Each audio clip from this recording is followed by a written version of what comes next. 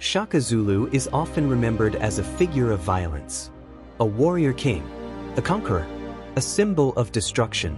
But violence alone does not explain what happened in southern Africa in the early 19th century. Many leaders fought wars.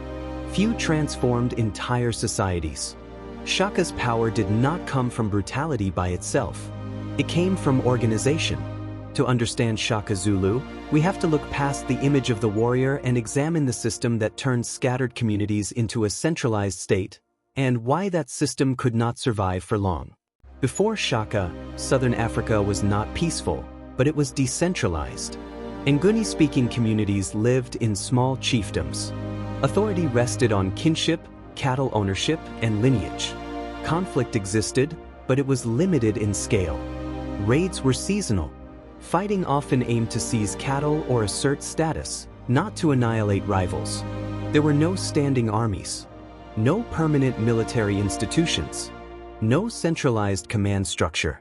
Power was negotiated locally and constantly. This mattered because it meant no leader controlled manpower at scale. Warfare did not dominate social organization. Most men returned to farming and herding after brief periods of conflict. This was the world Shaka entered, not as a conqueror, but as a product of instability, competition, and opportunity. Shaka did not rise alone.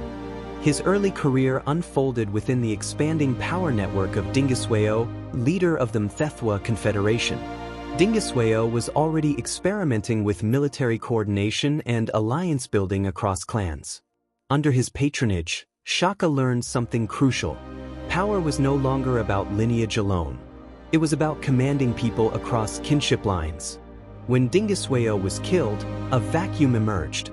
Shaka moved quickly, not through raw force but through alignment.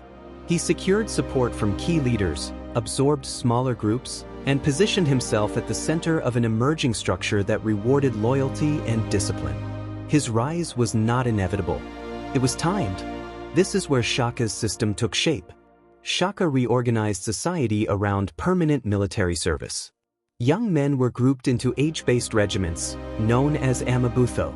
These regiments lived together, trained continuously, and owed loyalty directly to the king, not to local chiefs or family networks. This changed everything. Military service was no longer temporary. It became a social institution. Marriage was delayed. Cattle distribution was controlled by the state. Advancement came through obedience and performance. Weapons mattered, but less than structure. The short stabbing spear, the large shield, and close formation tactics increased battlefield effectiveness. But their real power lay in discipline and coordination. Shaka did not simply make warriors stronger. He made society legible to authority.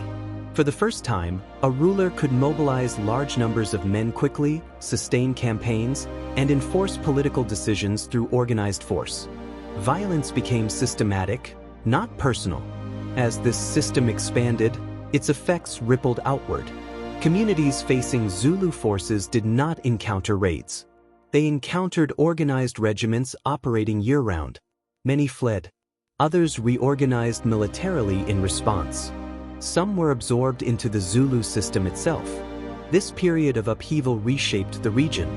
Later historians would debate its causes and scale. But contemporaries understood something immediate. The balance of power had shifted. The Zulu state was no longer one chiefdom among many. It was a military polity capable of sustained dominance. But the very features that made the system effective also made it fragile. Permanent mobilization strained food production. Central control bred resentment among elites. Succession was unresolved. Most importantly, the system depended heavily on Shaka himself. Decision-making, enforcement, and legitimacy flowed through a single center. There were institutions, but little independence from the ruler. As expansion slowed, internal tensions grew. The system had been built for conquest and consolidation, not long-term stability. In 1828, Shaka was assassinated by close relatives. What followed was not collapse, but adjustment. Later rulers retained the military structure but moderated its intensity. Marriage restrictions eased. Governance shifted toward sustainability rather than constant expansion. The system endured, but transformed. That transformation reveals something important. Shaka's power lay not in cruelty, but in design. Once redesigned, the state could survive without him. Much of Shaka's reputation was shaped later through colonial observers, oral traditions, and political narratives. Some accounts exaggerated his violence. Others turned him into a singular villain or hero. The historical record is more restrained.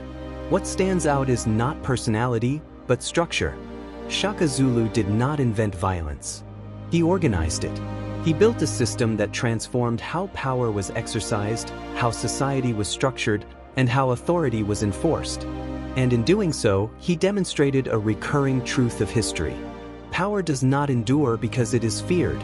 It endures because it is organized. When systems outgrow the conditions that created them, they must change, or they disappear. Shaka's legacy is not a story of conquest alone. It is a lesson in how structure creates power and how structure limits it.